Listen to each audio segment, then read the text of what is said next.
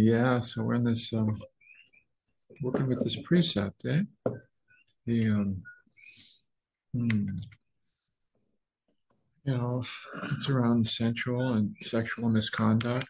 Yeah, not wanting to disrespect, exploit in any way another's body, another's space. And of course, the other aspect uh, of this precept, as with all precepts, is that we don't want to abuse, disrespect our own body. Mhm. Neglect, abuse, disrespect our own body. That's the other side of it. Not just others, but my own. No, but this one. Yeah. And in some ways, it's this aspect of the precept that may be even more relevant to many of us. Yeah. More immediately, more obviously relevant, yeah, to us. How are we treating our own bodies? How are we not treating our own bodies? There's you've probably heard somewhere along the lines of the six realms of existence, and they have in Buddhist psychology. Now, they're often seen as well as six mental, emotional mind states that we visit in our lives, that we visit them all. Yeah? And we see, the challenging aspect of many of those sides of ourselves. Yeah. And they're parts of our nature. They are parts of our psychological nature. Um, One of them is if you've heard of it, the preta, Preta, or the hungry ghost. The hungry ghost. Yeah. We could say that hungry ghost part of us, the metaphor, the image, perhaps you've seen the image of the hungry ghost. Hungry ghost has a really big belly, but a really, really narrow throat and a small mouth. The metaphor being, it can never feel fully satisfied. Yeah, can never get enough nutriment, enough food.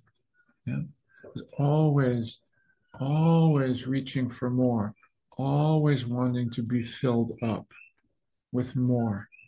Yeah, never content, never content. Yeah.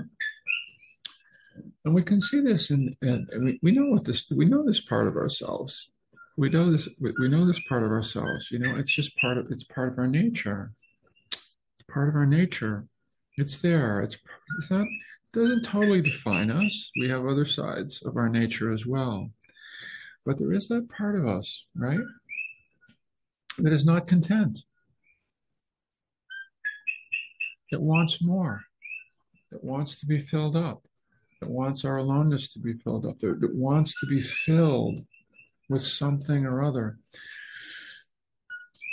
And of course, one of the main places, or one of the ones we can recognize immediately is around food itself. Is around food itself, right? Yeah. Food, as we know, it can be so many things. Of course, of course, it's nutriment. It's medicine. It's we need food, right? But food can also be a substitute for love when food is love. Food can calm our anxiety when we don't know how to calm anxiety some other way. Maybe if I eat more, you know, food can substitute for a lot of so a lot of that emotional feeling that I need something else to fill me up.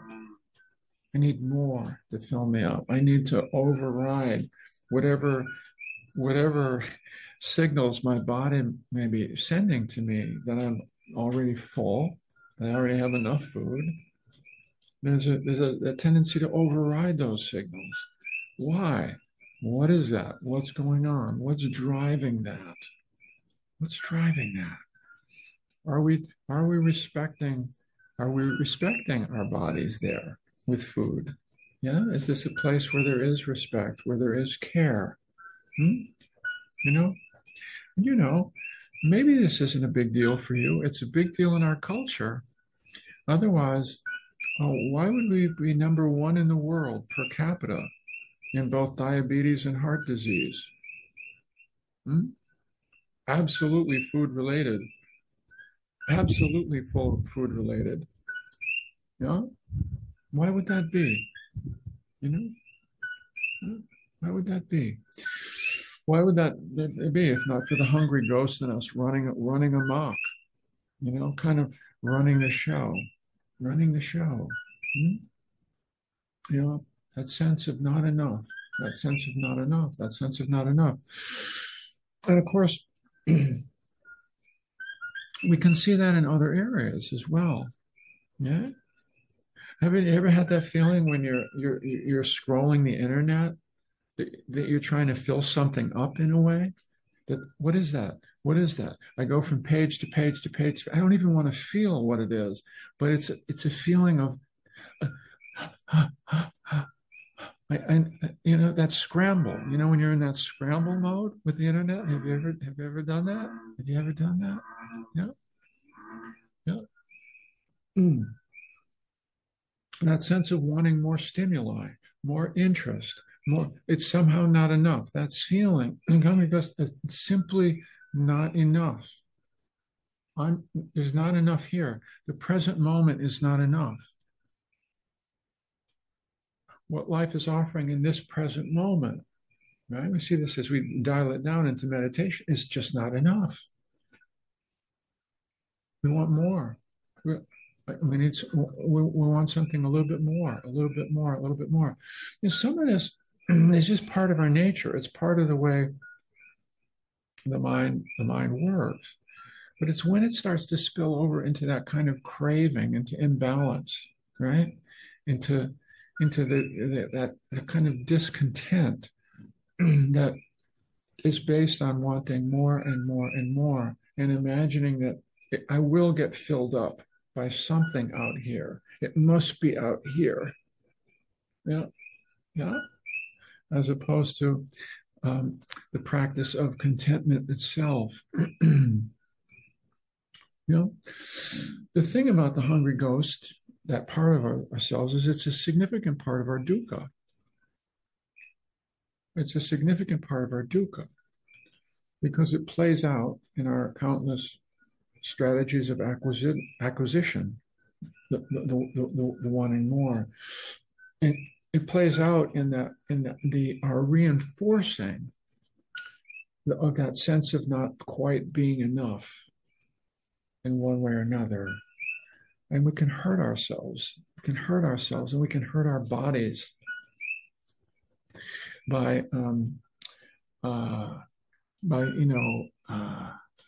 allowing that part to become too much a part of the way we move through the world. Yeah, yeah. And so it's one to pay attention to.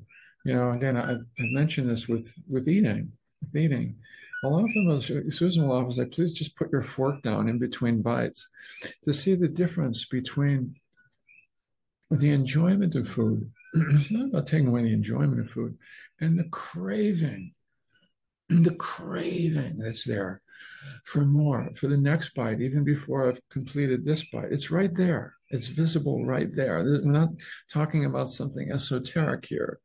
Do you know? It's that wanting to be filled up and not feeling ever completely filled up. It's the difficulty that we have in resting in a sense of enoughness. And even when we're sitting in meditation, I want more. These sensations aren't enough. These thoughts aren't quite right. They aren't enough. These feelings, not quite enough. I need another story, another fantasy, another distraction. I want something else. This isn't quite the right meditation. Yeah. It's that sense of even in meditation, making a demand on the present moment. You see, it can play out in very subtle levels, this dynamic. We can see it on so many levels. Yeah? And when we can, and when we do, because we'll have an opportunity here in a few minutes, a couple of minutes to meditate, can we just take one breath and go, oh, there it is again. But this moment is full, as if this moment were full, as if this next breath, maybe I can't stay there yet, but as if this breath were more than enough. Yeah? As if this breath and this body, this moment, this sound with the coqui frogs out here right now, right? What you hear? Yeah. This, yeah, this is enough. This is enough. And this is enough. And this is enough. And beginning to watch out for those moments when we're starting to slip into hungry ghost space, in our lives, out here in our lives, or even in our meditation practice, you know, it's something to notice. Notice how it creates dukkha. Notice how it itself is the movement of dissatisfaction. Dissatisfaction isn't something that just happens to us. It's something we participate in by wanting more to fill us up. Yeah. So it's a very poignant part of our natures. Yeah. And one that we don't, well, it has a seat at the table, but we don't want it to have the main seat at the table too much of the time. There's a lot of suffering there when it takes the main seat at the table. Yeah. So let's just be bringing more of our practice to that, bringing more of our mindfulness to that, bring more of our caring attention to that. Yeah? And coming back to the moment of enough, the enough breath, the enough moment. Yes. This is why so often we'll say returning as if to something dear, as if to something precious, as if when the mind wanders, returning as if to a fountain that is already full and overflowing and rich right here and right now. That's a practice. We practice that. We practice that. Yeah. Yeah. Yeah. So bringing that sense of honoring that side of the precept, taking care of this body, as best we can, Yeah, thank you.